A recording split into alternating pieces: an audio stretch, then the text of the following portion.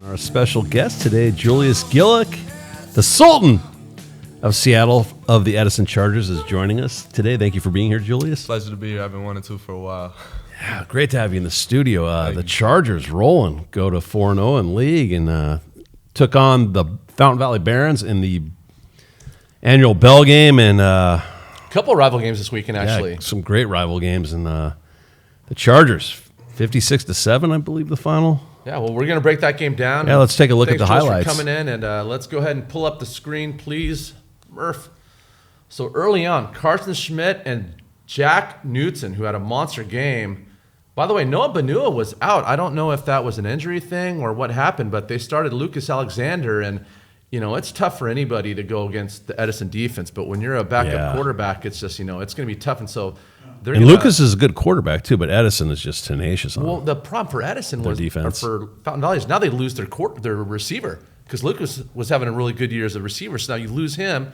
He has to play quarterback. But watch your boy Kyle Huang. Remember him talking on the sidelines about number Morrissey 24 and Devo.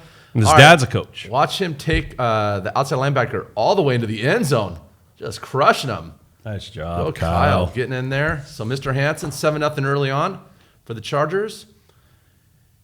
More defense, Mr. Hansen, this guy. Now, I don't know if this was a face mask or not. I'm going to let you guys make the call at home, but it certainly looks like one. Oh, wow. But he's a vicious guy. Well, Julius, do you go against him a lot of practice? I mean, what's that like when you have that collision? It is, I'm a pretty big guy, and I don't think I've ever won a rep going head-to-head. He is a different breed. Is it harder going against your own defense at practice than in a lot of games? So much. It's like That's like an off day on Friday. That sounds bad to say, but I get it. Trust me. It's a lot nicer. I mean, Tanner Muir, he's really great too. That was my closest comparison. He's a great linebacker, but yeah, Hoy is special. Awesome. Got a lot of good linebackers. All right, Mason Lopez York, is great too. Yeah, and Newton really stepped up since he came back in from his transfer sit out whatever period. Yeah, it was. yeah. They're going to Thompson, the freshman, showing off his arm. That's a great arm for a freshman. Mason York, no flip this time, Mason. I wonder what happened with that. I guess still got in trouble for throwing the ball. You're right. He tossed it after that? Yeah, that was a contention in the locker room. Mason. Grady. All right, well, it's a coachable moment. So Edison was getting it done on offense. They're getting it done in defense. But then special teams, Jake Mentor is going to field this. He's got two guys in his face, but takes it anyway. Turns out to be a good decision. He's going to bust it to the outside, down the sideline. Punter can't get him, and early on, Edison is all over. And there's the bell, as a matter of fact. That's not the actual trophy, obviously, but punt returns are so difficult too. That's like the toughest thing to do is to concentrate on that ball with guys running down at you, ready to take your head off. Yep. So Fountain Valley wouldn't go away. Lucas Alexander is going to throw a nice ball to Nolan Oliveras down the far sidelines. Going to bring it in. It's going to set him up into the red zone. So.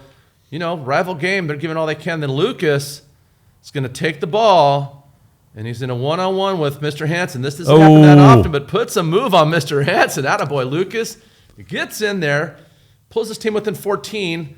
Unfortunately for Fountain Valley, that's about as close as it would get. One of the reasons why. Well, no, they would play a little defense still. Gavin Wang's going to do a nice job reading the quarterback, pulling it.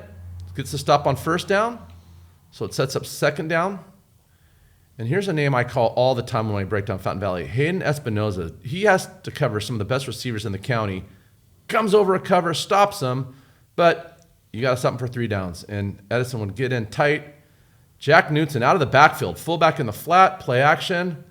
That's just a tough route to cover. And, at that point, Edison would go up 28-7 and really kind of start to pull away.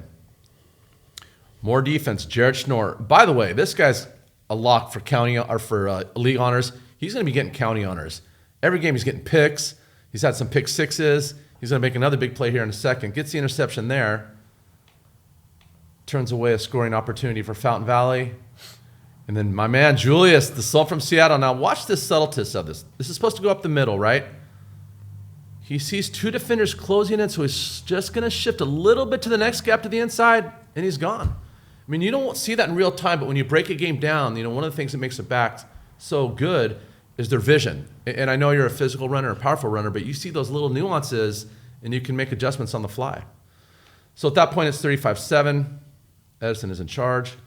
All academic now, as they say. Well, watch Jared Schnorr. Watch him sneak in here. He's coming off the edge. Uh-oh. As he closes it, he gets sack and a strip. Jack Boom. Knutson had a monster game. Yes, he Gonna did. pick it up, scoop, and score. And 42-7 at this point. It's just now they're just pulling away. A couple more highlights for Edison, though. Cooper Dobbs, another one of their outstanding receivers. And again, Thompson, a freshman. Look at that ball. Thompson's throws a good ball, and he's got poise. He just kind of steps up in the pocket. He doesn't really panic or anything. What's he like at practice? I mean, is he a freshman? I can remember being a freshman on varsity or in high school, and the varsity guys seemed like men to me. Like I couldn't even imagine practicing with them. But he's your quarterback. He's doing well. Yeah, he acts nothing like any freshman I've ever seen. He's very mature kid. Like I'll give him that. I don't really know how to describe it. He just acts like he's like. And in the huddle, he's calm, collected, and controlled. Acts like he's been there, done that. Yeah, I mean, we came in his first start against Huntington Beach. You know, I was trying to be like super nice because I remember my first start freshman year, and I was like freaking out, and I'm just like, hey, you know, like you're gonna do great. So you guys were lifting him up, giving him confidence, and he was just like, I don't need this. I got this. I'm good. Thanks, Julius. I got this. Yeah, we're gonna win. And he came out there, dude. I mean, he did great that game too. He's been doing great. He's been doing great every game. For sure. I'm telling you, I'm really impressed. So Daniel Sonnenberg, you know him. We interviewed him at Battle of the Beach. That's the guy who squats like 500 pounds. Late in the game's going to break it. Just can't quite get in there. That's okay because a couple plays later, they'll feed him all the way into the end zone. Sonnenberg's going to get in there. All right, Sonnenberg with the score there. Good to see him get in the end zone. Daniel's actually a really great running back, and I fully believe that at probably half the schools in this county, more than that, he would be a feature running back. He's really got great leverage. He's got those strong legs. I mean, you guys have a nice little 1-2 punch in the backfield there. For sure. Yeah, so you guys went on to win 56-7. Yeah, you guys picked up a big win over Fountain Valley, 56-7. What made it look so easy out there today for you guys? Man, I mean, I think it just goes into preparation, right? We had a good week of practice, good long week of practice, watched our film, so we felt prepared. We felt like we knew what they were going to do before they did it. So I would say that for sure. How do you feel about your performance, man? You threw 3 touchdowns. Man, I can always improve, but you know, it feels great to get 3 touchdowns, hit a couple deep balls. It's awesome. I'm gonna be happy with my performance. How do you feel about your team going into the last game of the season against Los Alamitos? I'm confident. Los Al's a good team, but you know, I think we got what it takes. I really do. We've been preparing well, and I think it's gonna be a good game. Talk about your O-line, man. They have some pretty good protection today. Pretty good. I mean, unreal protection. I haven't got sacked once in 3 games, I don't think. I mean, barely hit. They're great. They're great individual players, and they work even better as a unit. So I love those guys, man. Nice, man. Congrats on the win. Thank you. So sticker time, Coach. All right. So we have to we have an apology make for an Edison. edit for Edison last week. We accidentally skipped over them last week. So I'll let you give your Edison sticker for last week's game. So last week in the Harbor game, Jake Mentor had a strip. He blocked that field goal at the end, which would have tied it up, which was a great game. I mean, we're kind of going back in time right now, but Mentor, we dropped the ball. That we got distracted. But this is your sticker for last week against Harbor, blocking that field goal. That was huge. And I'm going to go with the guy who ended up, it's a team game, but his foot made the difference in the game. Nico Bam Bam Bammer with that field goal last week against the Sailors, 31-28. And really nice guy. Spoke to him on the sideline. Yep.